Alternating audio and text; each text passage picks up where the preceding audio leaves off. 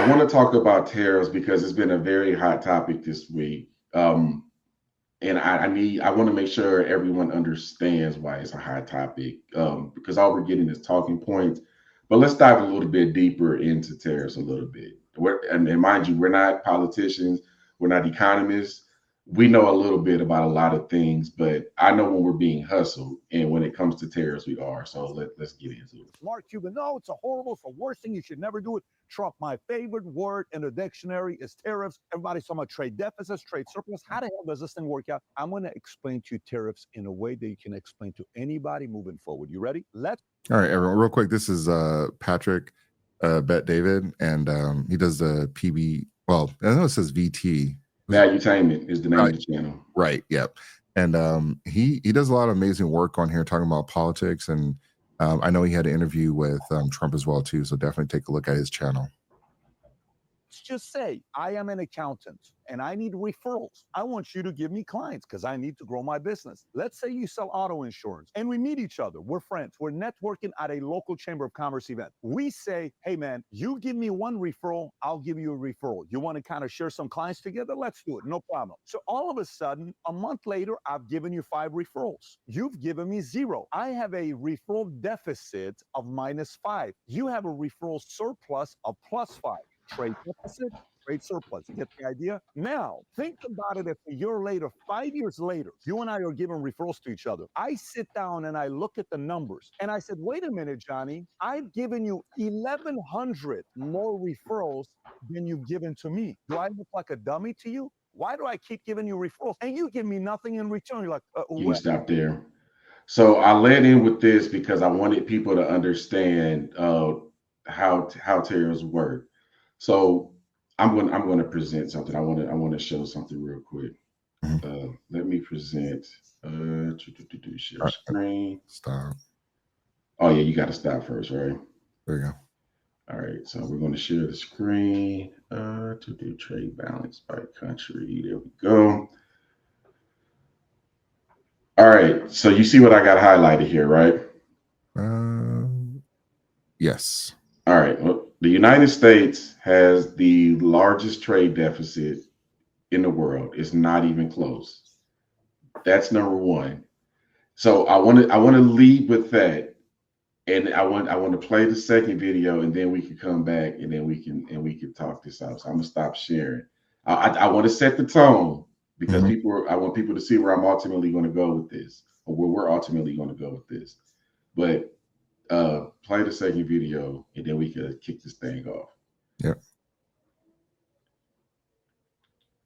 And that one's the 3 minute to the 403.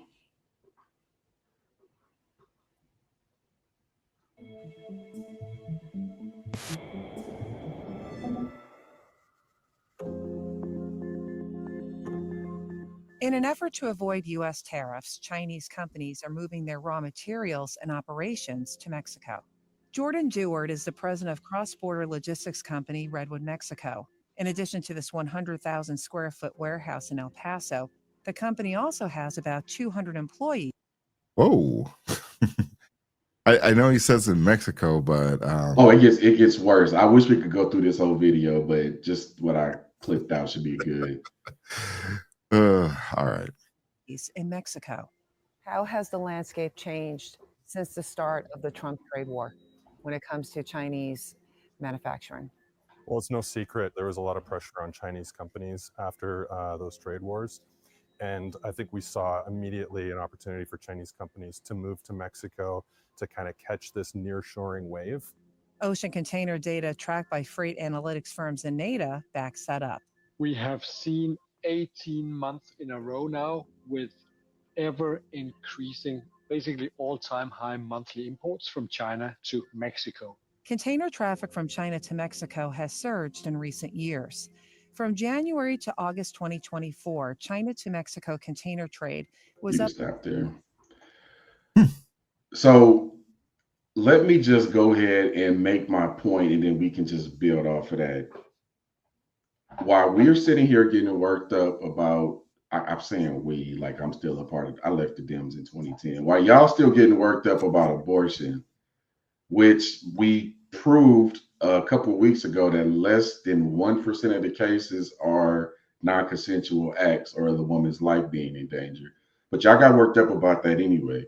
But what you failing to realize is the United States is being pimped by China and has been for a long time.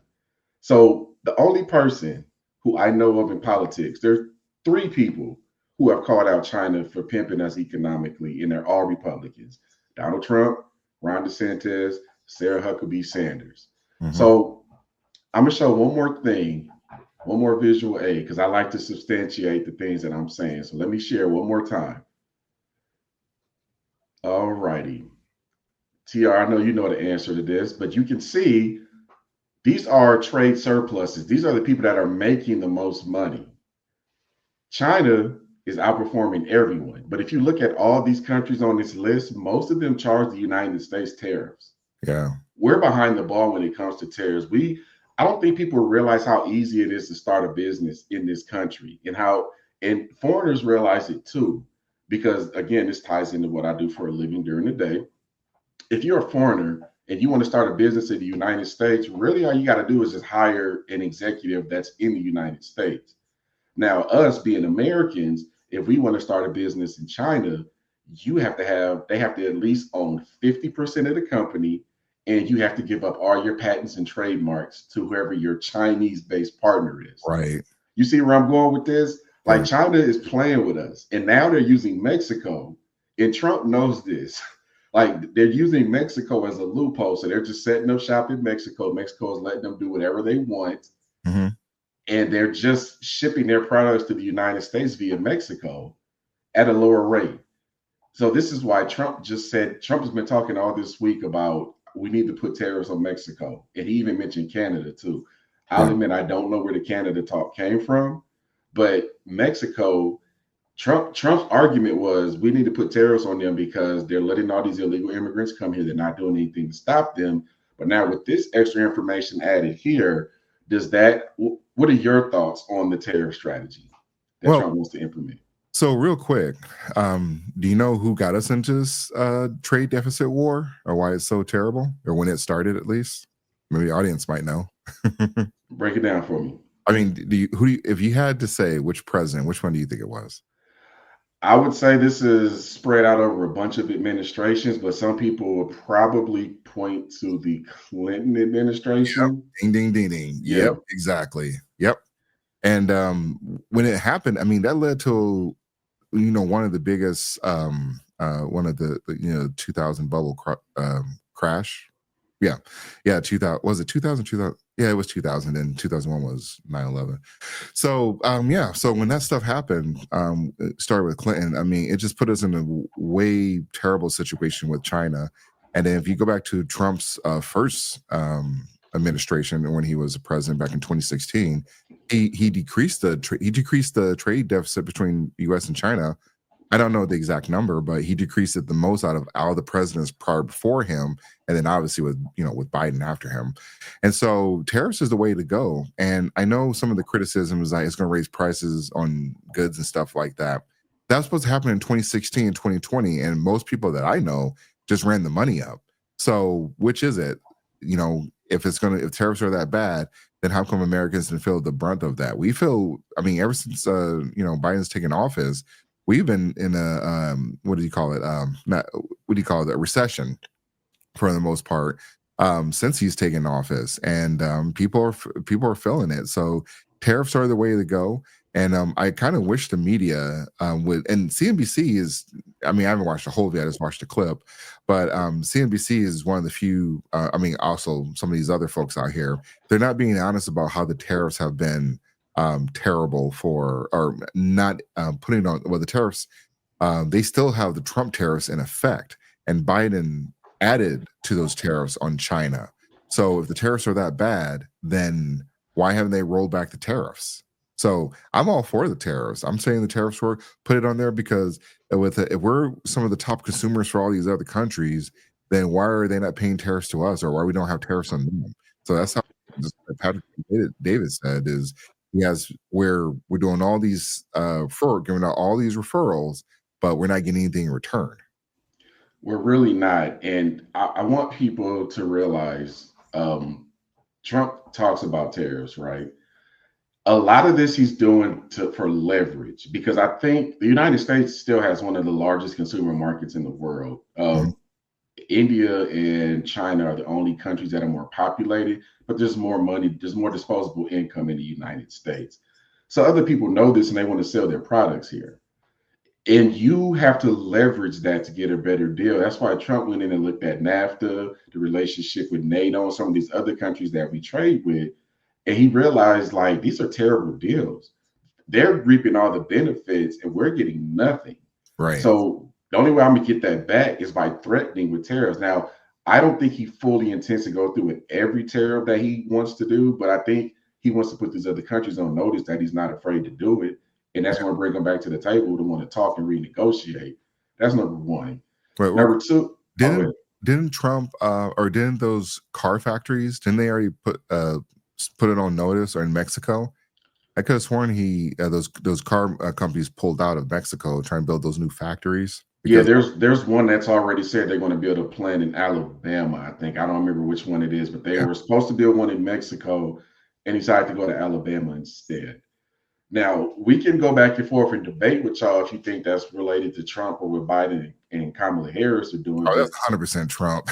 I believe it is too because I don't hear them talk about anything but racial stuff and deletion. Excuse me. Yeah. So I've never heard them talk about, and that's another thing. Most people don't care about foreign relations until it affects them. Yeah. And this will affect you. Here's the other thing I want to call out. Trump has already said he is not going to put tariffs on like necessity things like food. And he's not going to put tariffs on things that are already being made in the United States.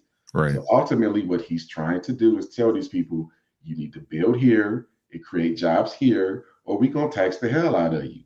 Yes. And well, technically, it's going to pass down to us. And people like me who prefer to drive Hondas, for example, it's going to affect me. I might have to switch to like Ford or something. But to me, that's a small price to pay, and renegotiating all these agreements with all these other countries and getting something that's fair. But if you look into the amount of countries that charge the United States tariffs and we aren't returning that same energy, you might be quite offended when you find the answer. Yeah. And the thing about the whole tariff war, once Trump gets this taken care of or gets this rolled out and implemented and whatever leverages, this is going to be great for everybody, whether you're black, white, or if you're Asian or Mexican or whatever. I mean, I'm talking about an American sense as well too, just to clarify. As long as you are a U.S. citizen, you're going to reap the benefits like you did in 2016, 2020. And I kind of wish people would be honest about that stuff, or at least with try to have this conversation with the liberal and try to get them to understand, like, why do you not think this is a good thing? And this is why the Trump or not the Trump, but the Biden administration, they fumbled the bag on this. This is part of the easiest thing that they could have done. And so part of the reason, or this is what you got to start asking yourselves, why didn't Biden do it and why didn't other presidents do it beforehand? Like after Clinton rolled it out or started the whole, open up trade talks with China and, that all these companies had to give up their secrets, except for, I don't think Tesla had to go, or Elon. I don't think Elon had to give up his trade secrets for Tesla. So, there might be something there. But for the majority of the people, they had an opportunity to do it. But why I think they didn't do it is because they were all getting paid. And so I can only imagine if Kamala had won the election, the trade deficit would probably quadruple between the U.S. and China. So for a lot of people, you should be glad, because to them, to the establishment, to the people that have been in the office for as long as since we were teenagers, what it looks like to them is American jobs leaving the U.S. and going overseas. That's a success to them. Trump is trying to, I remember before I even, when I was still in my Democrat ways or liberal ways, where I was like, Trump's gonna, he says he's gonna bring these jobs back, and he's not gonna be able to bring these jobs back. That's impossible. Blah blah blah.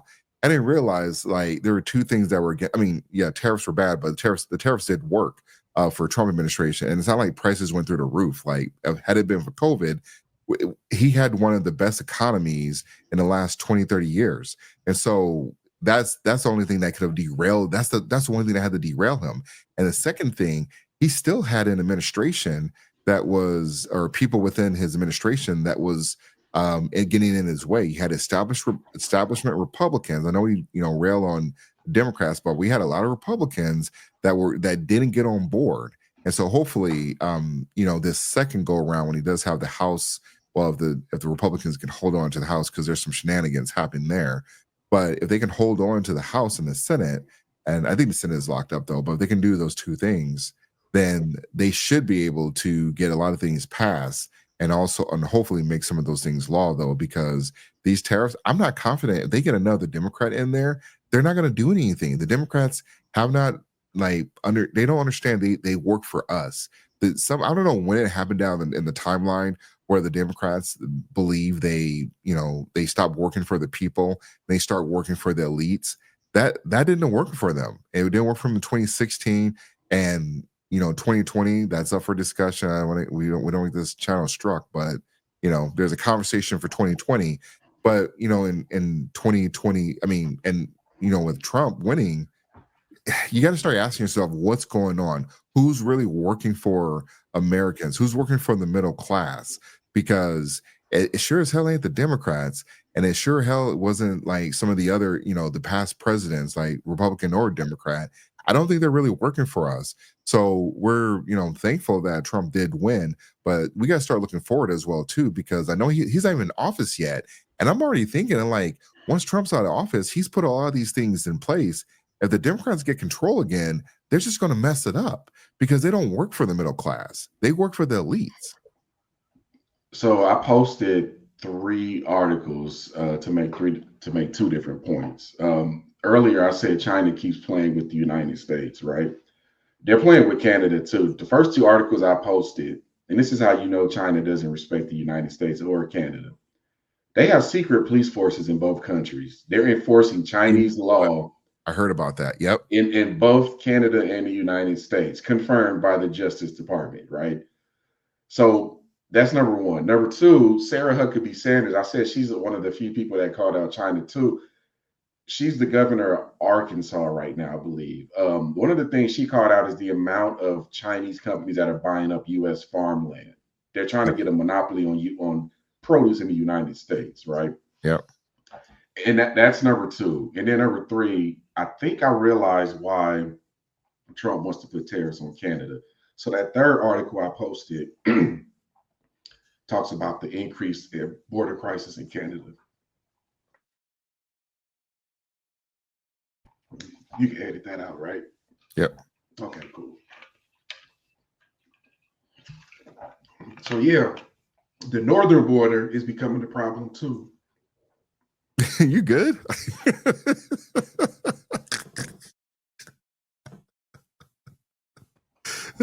Yeah, I'm good now. My voice is just acting a little stupid. All right, go ahead. So there's a crisis at the northern border too, and that's why Trump is going after Canada and Mexico. He like, look, fix this, or we're gonna make these tariffs happen. And while you at it, let's make these economic agreements more beneficial to both parties, because we have the largest consumer base spending money next to China. So we got to start leveraging what advantages we have. Yeah, that's actually a very good point. I want to say Vivek Ramaswamy, he had brought this up in his early part of his campaign about, we know about the southern border, but we also got to figure out the northern border. And there was a story where there was an explosion at one of the border patrols that no one talks about anymore. And they said that this was just a freak accident. Nah, I think something, again, we got to be very careful about the theories around here, but something happened at the northern border that they covered up pretty quickly. People thought it was like a terrorist attack, and some car was trying to cross over the border and it exploded. So there were some weird things happened there, but going through the north and going through, and people think just because it's Canada, or at least coming from the northern border, it's not a big issue, and it truly is. It's how the 9/11 folks got into America is through Canada. And so I know things have tightened up definitely since then, but they're still having some issues with people crossing the border and getting in there. So if you can get through the wilderness, it's a free pass to get into the United States. Yeah, for sure. And here's the other thing. This is how I know China needs the United States more than the U.S. needs China for trade. Remember when the U.S. threatened to ban TikTok? Oh yeah. China sued the United States government because they need the United States to be active on TikTok. It's the same. I think that's important. And then companies like Alibaba and Shine, if you think they're not in the Chinese president's ear right now, like, whoa, we got to work this out because we Mhm. like selling stuff over there. Yeah. Look, like they're going to listen. And Trump is, like I said, he's just leveraging the advantages that the U.S. has to make things more fair and equal. Yeah. And I'm fine with that. Yeah, and I think for a lot of people, they need to realize that these things should not. I mean, this doesn't fly with any other country. Just like you said earlier, to kind of do business over there, you got to give up trade secrets. Like, give me a break. You worked your ass off to get your business where it is, and you want to get into the open market. I mean, Apple had to give up their trade secrets, and I see a lot of like fun. You want to do something fun? Start looking up like knockoff or counterfeit iPhones. Those are actually pretty funny videos to watch, though, because some of the knockoffs, counterfeits, they look pretty, they look spot on, and you can tell that they're, knockoff, of course.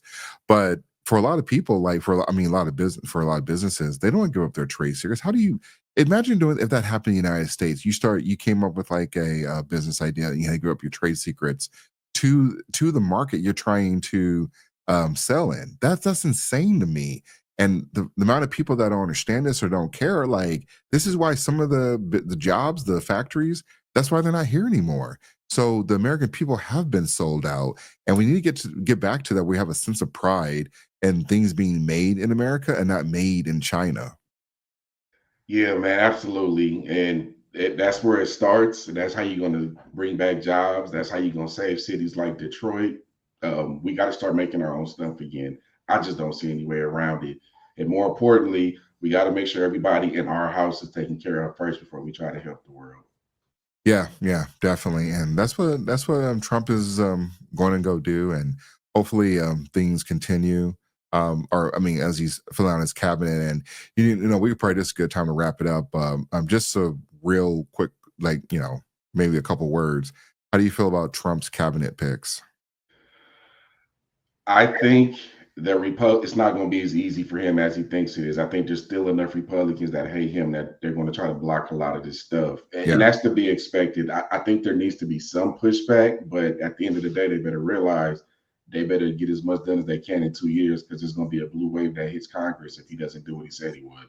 yeah, yeah. I think some of those people, and for me, I'm okay with most of his picks. I was kind of thrown back with the Matt Gates thing, and I know there's some stories behind that one, but it is what it is. And so, and it was even though Matt Gates didn't get the confirmation or even get go to the hearing to be confirmed, but you got to find out, or you got to see who were the snakes, or maybe they knew who the snakes were, and maybe they found new snakes as well too. So hopefully those cabinet picks do exactly as what's expected of them, and Trump delivers on a lot of his promises as well too. So, For but sure. but yeah, so that wraps it up for us, everyone. Any last words, MC?